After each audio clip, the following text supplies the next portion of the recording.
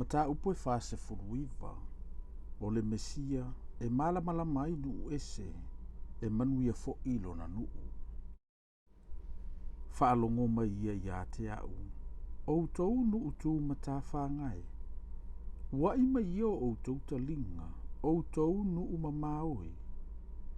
Wa wala awina au Yehova talu mai le manawa. Wana ta uolo uingoa talu mai le manawa o lo utina. Wana whaialo ungutu e peo le pelu maai. Wa ia nā tia u le paolo lo na au. Wana whaia au mauwhana whana wa whaapupulaina. Mana whaalilo ia te au ila na utu. Na ia whetalai mai ia te au. Ola au na lava oi. Israelu e vi ia lava au o nao oe. Ona o whai atu wailea. Wa o tinga ina fua. Wa o whau maina lo umalosi. Wa i uvale. Wa lea o ngā. Ai ui lava ilea.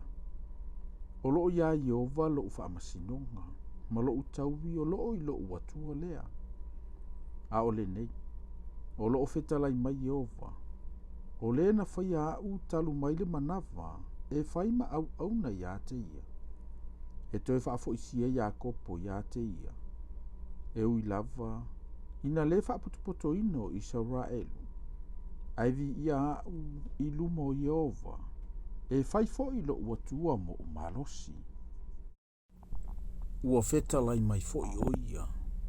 O le mea mama ina ia whai oe ma au na ia te au. Ina ia whaaya mai tu a ingo Iakopo. Ma whaafo isia mai e ua whaasao ina i Israelu. Ua oa vatua whai oe whai ma malama o nuu ese.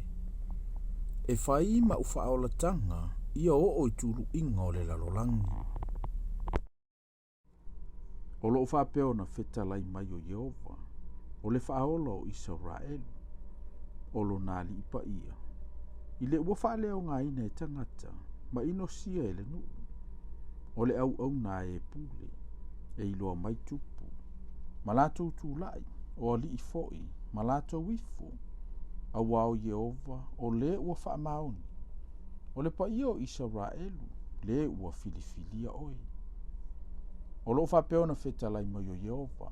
O na pō le alofa. Ua au tali atua i ate oi. O le aso e whaola ina ai. Ua au fesoasoania i ate oi. O te leo fo i ate oi. Ma ua avatua oe whai mawhea ngai ngā le nuu. Ina ia whaaya ina le larolangi. Ia whaia nuu ua whaatafuna ina mō lātou tofi. E whai atu ie o fusifusia. O mai ia i fafo. E whai atu fo i ie o ile pauliuli. Whaali mai ia o tau. Lātou te a ai lava iala.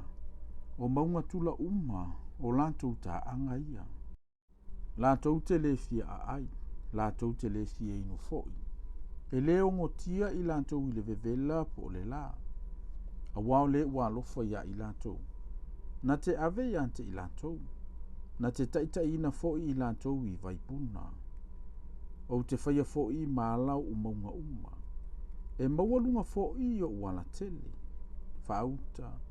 E o mai i lātou nei mai le mea mamau. Whauta foi. O i lātou nei mai le tū i mātū masisifo. Ma i lātou mai le nuu o sainima. Ia alanga o ele langi. Ia oli o ele lalo langi. Ia leo te tele o tau maunga. Ma ia ala langa fia. A wā ua wha amawhanawhana ina i o valona nuu. Wa ia alofa fo i o na tangata ua ti ngā ina. A ua whai mai siona. Ua lafoa i ina ua Yehova. Ua ngalo mai au i le ali. E ngalo ea i le whawhinela na tama ua susu. Na te lea lofa i le tama lo na lava manawa. Ai lava e ngalo i ante i lato. Ai le ngalo lava oe i ante au. Whauta. Ua outa ia lo whaatusa i o ua lo filima. E tu mau o pā i o uluma. E whatalise mai lau whanau. O ena le petia oi. Ma ena whaatafuna ina oi. La tau te o ese ia te oi. Fe tepa ia o tau i tu uma. Ma e vava ai. O lo whaputopoto mai I lantou uma, o lantou o mai I a te oi. Ua whetalai mai Jehova, o lo o lau, e te ofu o ia I lantou uma, e peio mea whaamatangofi ai, ma e fusi ai, e peio le ano fotane. A wao au mea whaatafuna ina, ma au mea tu ufua, ma lo whanua uolo ina. E lau iti ia o na aso ie no foai. E ma mau fo ie na wha umatia oi. O au tama sa ave ese ina ia te oi. La tau te toi whai ane iau talinga. Wa lau iti le nei mea ia te au. Tu uanturia o te no foai. E te whai ifo fo I lau loto. Oi ea nana whanau mai I latou nei mo au. Au au sa au whanau maua pā. Sa tā whea matuli au. O ai fo ina na tūsia I latou nei. Whaauta, o au sa tu ua e toa tasi lava au. O I latou nei, sa I whea I latou. O lo whapeo na whetalai mai o lea li o Jehova. Whaauta, o te si antu la uli mai nu ese. Ma ufa atu I lunga lo utanga vai nu. Latou te au maia au tamatane yo latou fatafata. Ai au maia au tamateine yo latou tau au. E fai fo I tupu mau tau sitama, mau latou masiofo. E fai mau fai lele. Latou te ifo to ele ya te oe. Latou te eto ile ele o vai. E te ilo foi. O au lavo Jehova. E le wha maina I latou o e wha talitali ya te au. E whawa e le vete ai le ua malosi. Pe lavea ina e ale tawheanga le ua meo tonu.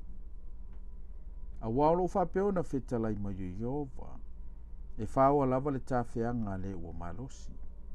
E lavea ina fo I le vete a le matautia. O te whina watu fo I au I e ua whina watu I a te oe. O te whaola ina fo I au tama.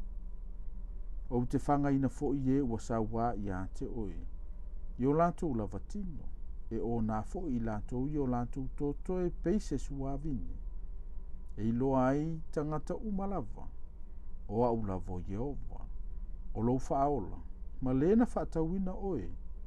O le malosi o Jakopo.